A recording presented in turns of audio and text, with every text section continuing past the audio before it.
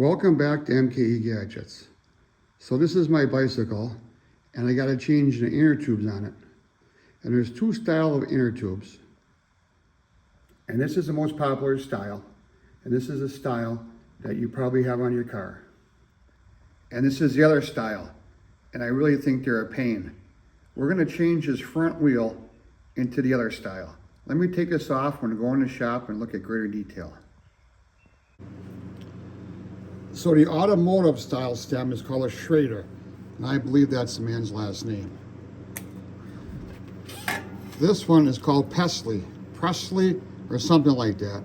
If it's wrong, put it down in the comments what it's called, and I'm sorry. But this is a piece of brass here. The only thing I like about this style, it has a little nut here, an old nut that threads in and holds the inner tube in place. But when you want to add air to this inner tube, you have to unscrew this piece here. And usually while you unscrew that, the tire's leaking. Then you screw on this adapter. Meanwhile, the tire's still leaking. And then you take your air chuck from your compressor and you fill it. And you got to overinflate it and quickly remove this. Okay, it's probably leaking a little bit. And then tighten down that. Okay, you just can't go to a gas station and you want to add air, I just don't like these. So we're going to change this.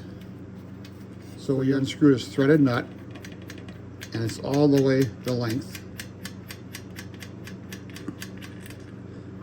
All right, we got that. And here it is, you get a better look at it. I'm just going to put this on there. The adapter, I'm just going to thread on there, that way I don't lose it. And then we'll just discard this tire. Well, really, I'm not going to throw it out. This is a perfectly good piece of rubber. I can cut this up and make who knows what out of it. Nothing like the smell of new rubber. And here's our new tire. And we're going to take off the dust cap, and I don't use them because I don't care if dust goes in there or water goes in there. If I go to fill this up at a gas station or at home with the compressor, just take it off. And now the trick to installing this is it don't fit. Well, I'm back with this style one, and let's measure that. That's 237 thousandths. And this one is 325 thousandths. So we're going to drill this out with a couple of drills. So I'm going to drill this out with a series of drills. The hole is 260 thousandths in diameter. I'm going to come in with a 17/64 drill, 9/32, 19/64, 5/16, and 21/64. If I went through that too fast, right now I'll put a screenshot up here of the drills.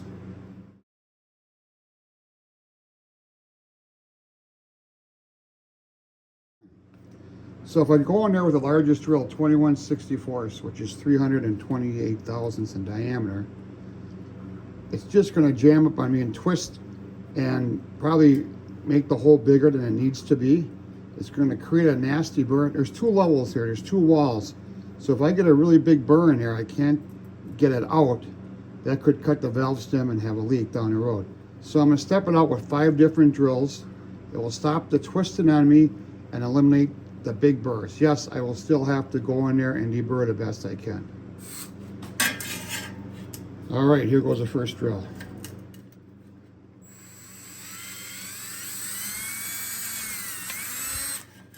Second drill.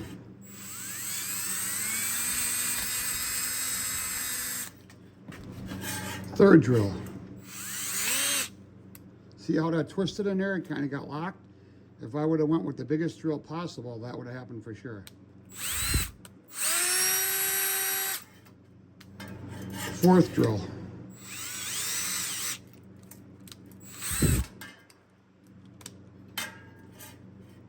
Okay, fourth drill. And the fifth and last drill.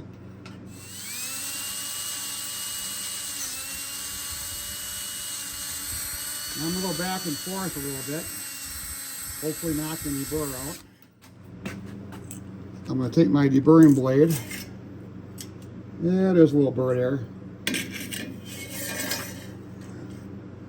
I'm just going to do the best I can there. And do the best I can in here. Make sure I get all the aluminum chips out of there, because there's two walls. And some of the chips got stuck in between here. I don't know if you can see them falling out. All right, let's see if this works. Aha! Look at that. Success. All right, let me put the tire back on, inflate this, and put it back on the bike. All right, everything is finished and put together. I'll walk in there and you can see the front tire. Yes. And the rear tire. Yes. So both wheels, both tires have the valve stem changed. This will make it easier filling up for air if I'm at my house or I'm at a gas station. So this is MKE Gadgets. I hope you found this informative. Hope you learned something today.